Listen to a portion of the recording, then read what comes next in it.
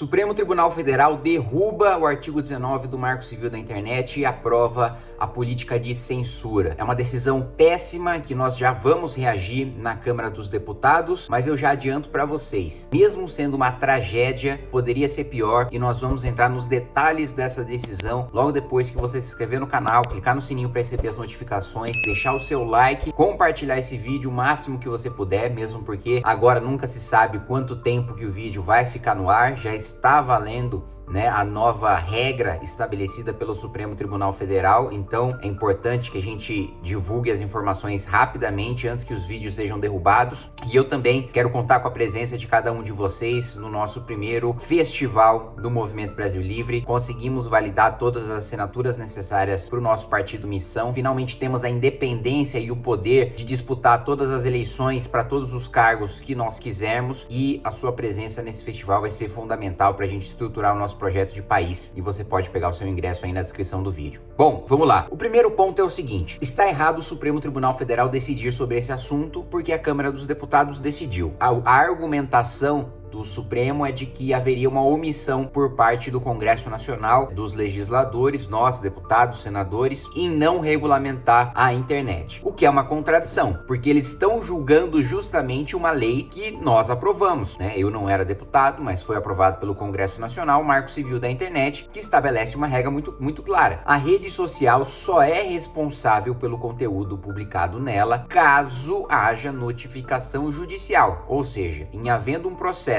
se eu publico alguma coisa, a rede social só é responsável. Vamos supor que eu tenha difamado ou caluniado alguém, que eu tenha imputado, né, uma conduta criminosa falsa a uma pessoa, acusado alguém falsamente de cometer um crime. A rede social, né, só é responsável se eu, sendo processado, né, fui condenado ou então teve uma liminar contra mim, e aí a rede social é notificada e depois, né, do exercício do seu direito de defesa, de apresentar suas razões, aí sim ela torna-se responsável se descumprir decisão judicial. Essa é a legislação que funcionou há mais de 10 anos e que garantiu liberdade de expressão nas redes sociais com a regulamentação e com a devida responsabilização das redes, tá? É mentira, quando você lê nos veículos de imprensa, é mentira que as redes sociais não eram responsáveis por conteúdo publicado nelas. Elas são responsáveis desde que elas tenham ciência, se elas sabem do conteúdo, né? O que não é razoável exigir é que a rede social saiba de tudo que é publicado nela e seja responsável por tudo, sem que ela sequer tenha capacidade técnica de saber tudo que é publicado nela. E o grande perigo desse julgamento é da instituição da censura privada, é da própria rede social derrubar o conteúdo, né? Ou seja,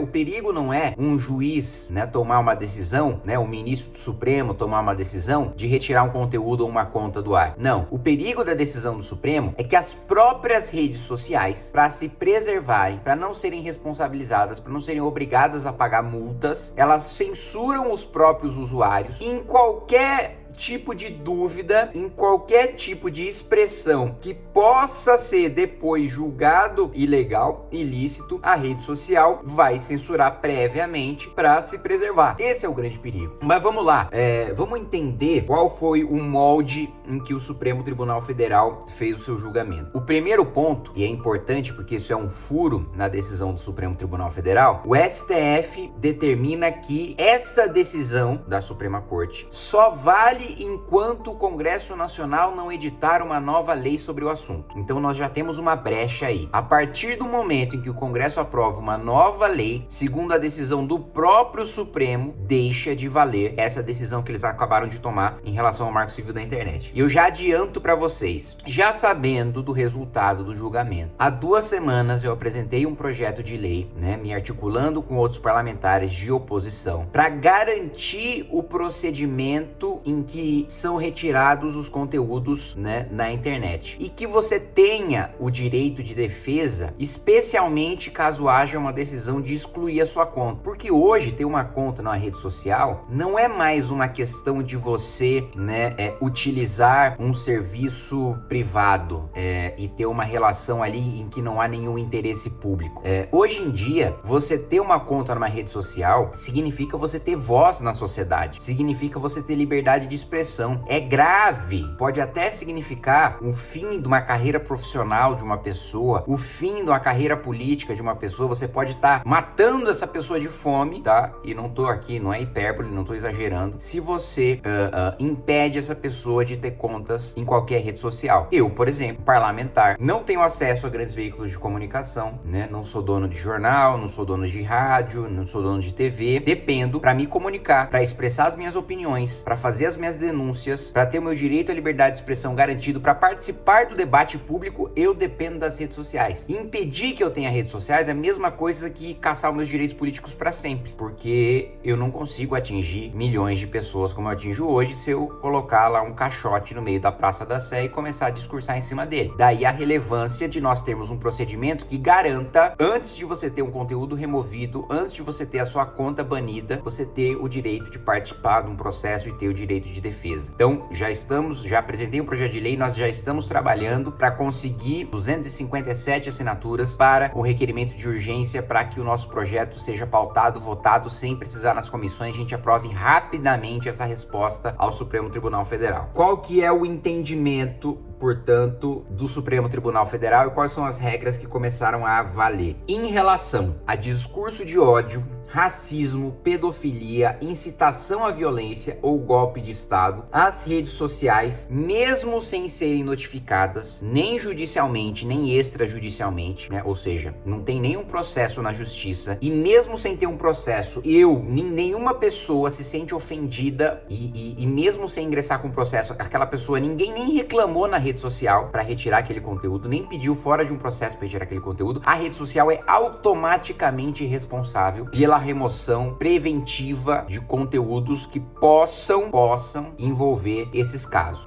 O primeiro problema é o problema técnico. Não há como a rede social saber imediatamente, após a publicação, com milhões de publicações que acontecem a todo segundo, se aquele conteúdo tem uma relação com os crimes que foram elencados aqui. Isso é uma questão técnica. Segunda questão, a subjetividade para o enquadramento em alguns crimes e aquela história. Se tiver 99% de chance daquele conteúdo ser legal, lícito, estar dentro da lei, não ter nada de errado com aquele conteúdo, ser um mero exercício da sua liberdade de expressão, ainda que haja 1% de chance de ser crime, a rede social não vai arriscar, porque se for condenado naquele 1%, vai ter que pagar lá seus milhões de reais em multa. E aí eu vou pegar um exemplo aqui pra vocês. Primeiro, discurso de ódio. Não existe uma determinação específica, precisa na nossa legislação para o que é discurso de ódio. Se eu defender, por exemplo, que o PT é um partido que não deveria existir, que deveria ter seu registro cassado pelos crimes que cometeu, isso poderia ser enquadrado como discurso de ódio, como um discurso de intolerância a outra visão política. Ainda que eu não esteja sendo intolerante a outra visão política, ainda que eu esteja dizendo que, pelo cometimento de crimes, aquele partido deveria ser cassado. Incitação a golpe de Estado. Durante todo o processo de impeachment da Dilma, o discurso do governo é de que impeachment era golpe. Então, o que as redes sociais teriam feito se essa decisão do Supremo tivesse valendo na época do impeachment? Teriam impedido, eu lembro na época a gente fazia eventos no Facebook, que as pessoas confirmavam presença para convocar manifestações. Esses eventos seriam derrubados, porque se o governo federal tá dizendo que aquilo é um discurso golpista e a rede social sabe que ela vai ser responsabilizada, né, por publicações que possam eventualmente incitar o golpe de Estado, vai falar, bom, o governo tá falando que impeachment é golpe, tem gente pedindo impeachment na minha rede social, não vou correr o risco de ser condenado num processo, a pagar multa. Então a própria defesa do impeachment, que mobilizou milhões de pessoas nas maiores manifestações da história do país, estariam inviabilizadas por causa da subjetividade da incitação ao golpe de Estado. Porque eu tô defendendo o impeachment, mas tem um ente muito poderoso chamado governo federal dizendo que aquilo é golpe. Eu, rede social, vou correr esse risco? Vamos lá. Em relação ao furo, a dois furos da decisão. O primeiro é de nós termos margem para trabalhar a legislação para superar essa decisão. Um furo que está previsto na própria decisão do Supremo. Segundo ponto, aí um ponto de contenção de danos, né, que nós conseguimos nessa decisão do Supremo, pelo menos não chegar nesse ponto. O artigo 19 do Marco Civil, que diz que a rede só é responsável após decisão judicial, continua valendo para crimes contra a honra. Então a rede social não é responsável por caso de calúnia, difamação e injúria. Então, em tese, né? Se eu xingar um político, se eu xingar o ministro do Supremo, mesmo se eu imputar um falso crime a alguma autoridade, a rede não é responsável, salvo quando houver já uma decisão judicial em que foi exercido o direito de ampla defesa, o contraditório, foi garantido o devido processo legal. Pelo menos isso, porque se crime contra a honra já fosse uma obrigação preventiva da rede social determinar, pô, imagina, tem que apagar o Twitter, né? Qualquer trocação ali entre usuários já seria motivo para a rede social tirar do ar. E eu quero aqui pegar um momento bem tosco em relação a esse julgamento. Primeiro, um momento constrangedor, né, de uma vergonha que foi passada pelo ministro Dias Toffoli, tá? O ministro Dias Toffoli, assiste aqui comigo, vai. Criar meu website. Justiça também é poesia. Fazer minha homepage. Com quantos gigabytes se faz uma jangada e um barco que veleja? E aí segue. Que diabo é isso? Primeiro assim, que óculos é esse, ministro? Que quando, sei lá, você tá parecendo um Jasper. Quem é que vai trabalhar primeiro com óculos escuros e segundo com esse óculos escuro, né? O que é isso? E segundo, mano, que diabo de poema é esse? Bem, vamos lá. Um voto que até impressionou foi o voto do ministro Fachin. Veja só o que disse o ministro Edson Fachin. O ministro Edson Fachin foi indicado pelo PT, era advogado do MST. Veja só. Os remédios para os males da democracia precisam ser encontrados dentro da caixa de ferramentas da própria democracia. E, portanto, daí porque vejo a necessidade de termos uma certa cautela ao arrostarmos a concentração de poder que é inequívoca das plataformas e suas empresas. Não há dúvida alguma que há uma concentração que merece a preocupação, inclusive jurídica, daí porque o tema, aliás, está sendo decidido por um tribunal na realização da sua jurisdição.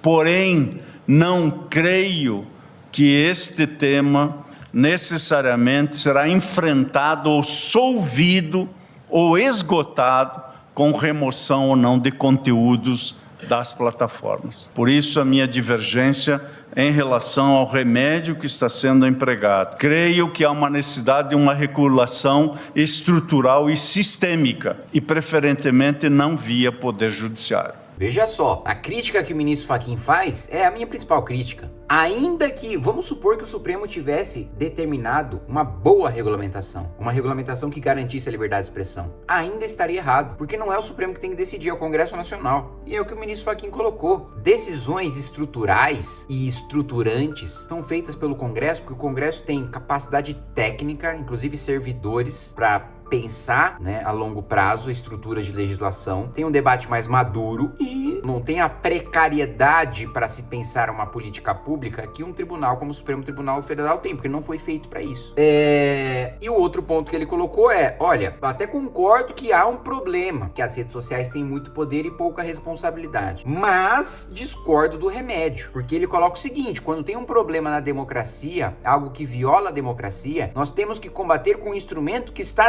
dentro das próprias caixas de ferramentas da democracia. Ou seja, nós não podemos tomar uma medida autoritária como desculpa, como instrumento para enfrentar outro autoritarismo, né? Um erro não justifica o outro. Não é porque alguém foi antidemocrático que nós seremos antidemocráticos contra ele como solução para proteger a democracia. Não adianta ser autoritário para defender a democracia. E aí, o ministro Dias Toffoli, como resposta, se revolta. Até vir uma ordem judicial, seja em tutela antecipada, liminar ou definitiva, eu estou imune. Então agora eu recebi uma ordem da Justiça. A plataforma diz, agora eu tiro aqui da minha plataforma, professor Paulo Gonet, eu tiro essa metralhadora de venda, porque ela está proibida, ela não está liberada para comercialização e eu não tenho que pagar a indenização ao pai dessa vítima. Quem tem que pagar tem que ir ao terceiro vendedor que colocou aquela arma ali para vender. Porque é um terceiro só que pode ser responsabilizado, eu só sou responsabilizado se eu descumprir a ordem judicial. Eu estou cumprindo, eu tirei. Claro, mesmo porque o que nós estamos defendendo aqui, com certeza, é o direito de as pessoas venderem metralhadoras ilegais em rede social. E não a liberdade da gente expressar a nossa opinião. Olha a redução ao absurdo que o ministro Toffoli faz para distorcer a defesa que nós fazemos em relação à liberdade de expressão. Ele quer comparar uma pessoa que dá uma opinião na rede social e responsabilizar a rede social por opinião dessa pessoa com responsabilizar a rede social porque tem uma pessoa vendendo metralhadora. Assim, primeiro, esse exemplo assim, não é nem representativo. Assim, quantas vezes vocês já viram grandes problemas sendo causados porque tem muitos anúncios de metralhadora ilegais? Quantos anúncios de venda de metralhadora ilegal vocês já viram? No YouTube, no Twitter, gente, pelo amor de Deus. Esse é um caso que, primeiro, o cara nem vai usar a rede social pra vender a metralhadora, porque, né, fica muito fácil de achar o cara, identificar o cara e prender o cara. Segundo, a própria rede social, pelo amor de Deus, gente. Você acha que ela vai esperar uma decisão judicial para tirar um anúncio de metralhadora do ar? Isso já desrespeita as próprias políticas internas dela, privadas dela, não precisa nem de lei para isso. Vamos trabalhar na urgência desse projeto e eu mantenho vocês atualizados. Nós devemos, inclusive, na semana que vem, fazer uma coletiva de imprensa para anunciar, né, um grande trabalho para a coleta de assinaturas e eu conto com a ajuda de cada um de vocês para a gente levar esse projeto em frente.